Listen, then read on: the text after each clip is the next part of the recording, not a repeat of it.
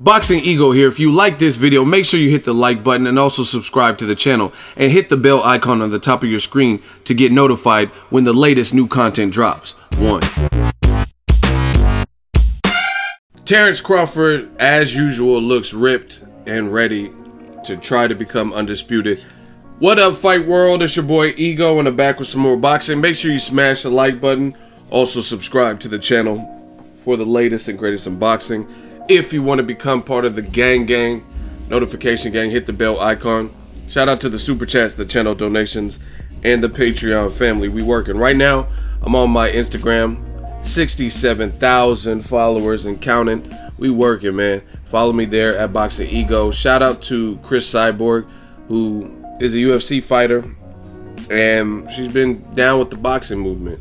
She's with Hammer, the Christina Hammer or whatever, and Clarissa Shields is fighting on Showtime Boxing for a title this Friday, so shout out to them. But I gotta talk about the kid Terence Crawford.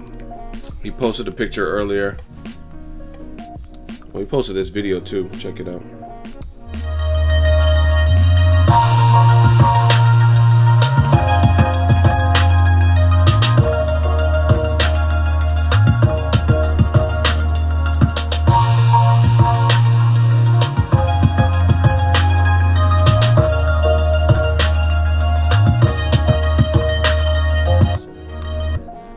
And his caption says, Michael Phelps with the swim moves.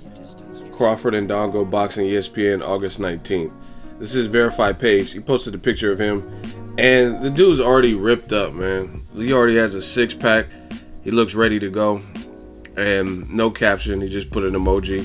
And that's just what it is. August 19th, I did a Boxingego first look tell of the tape so you guys can see how they match up. Terence Crawford is a bit shorter than Julius Indongo, and they're the only two guys with major belts.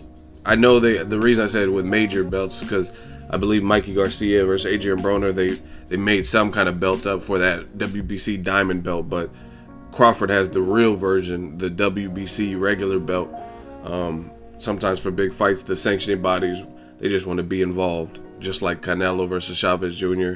They just want, you know what I mean, sanctioning fees, and they want their brand basically associated with that major fight. But we all know the true champions at 140, Terence Crawford and Julius Indongo. Indongo's coming off some impressive performances, Troyanovsky and also the Ricky Burns.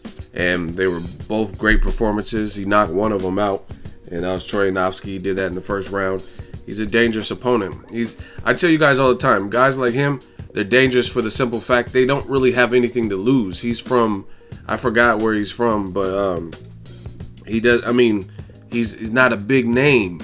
He's a good fighter, but he's not a big name, and he's going up against a big name. He's going up against a guy who's getting a lot of praise, getting a lot of exposure. So he really has nothing to lose, and he has some attributes that rival Crawford's, like the height. I mean, obviously height didn't matter versus Victor Postal, who was also taller than Terence Crawford, but different fights. You know what I mean? Different fighters, different fights, and I'm looking forward to this. But the thing I really like about Terence Crawford, Ego Weight Watchers, aka EEL, where I give you guys a look into the fighter lifestyle, is I really feel like you don't really have to worry about Terence Crawford. He just knows what he's supposed to be doing.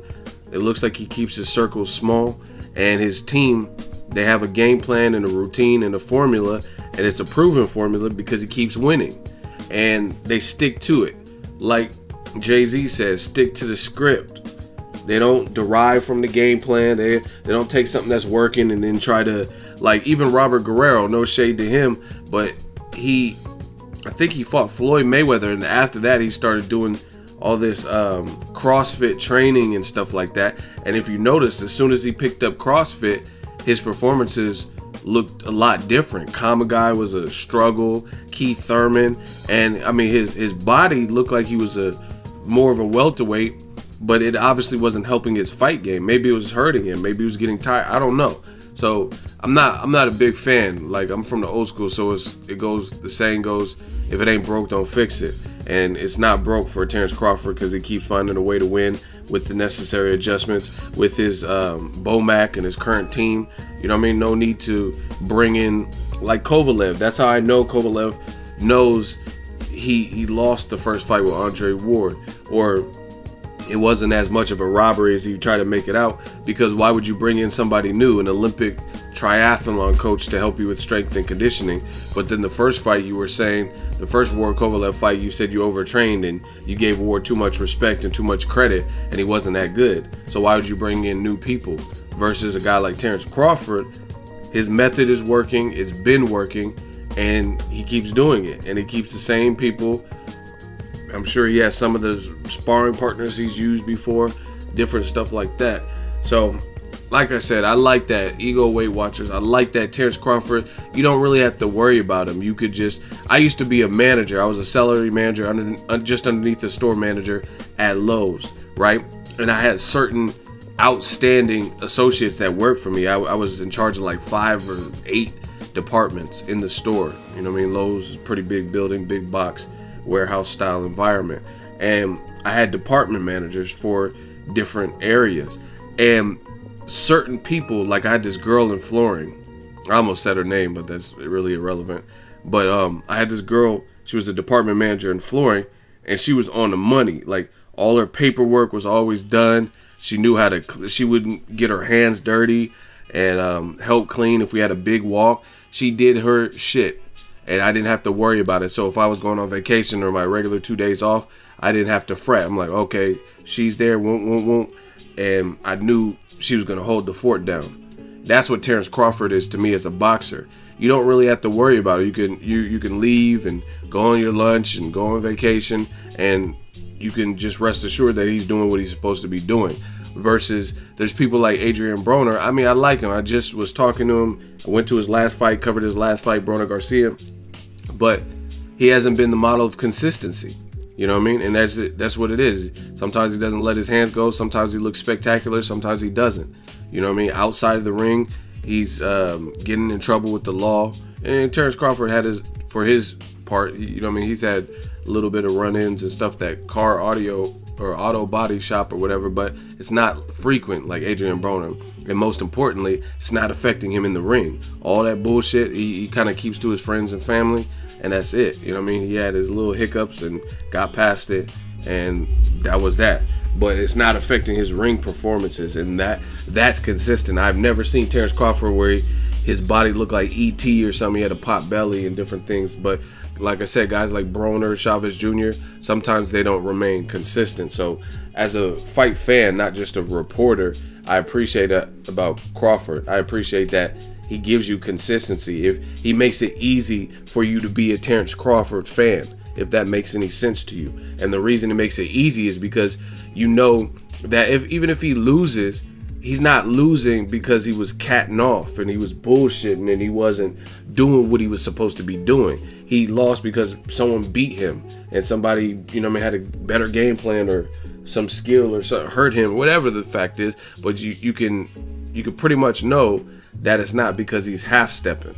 And I respect that, and I like that. And I told you, even with the Broner Garcia, when the fight was first announced, I told you I was picking Mikey Garcia because he's more consistent. He consistently gives you a certain level of performance, right? Broner doesn't. Terence Crawford does at the highest of levels. He's making Olympic gold medalists look like trash. You got to give respect. And people, like, I see this comment, it says Mikey. A lot of people are now saying Terence Crawford is ducking Mikey Garcia. What?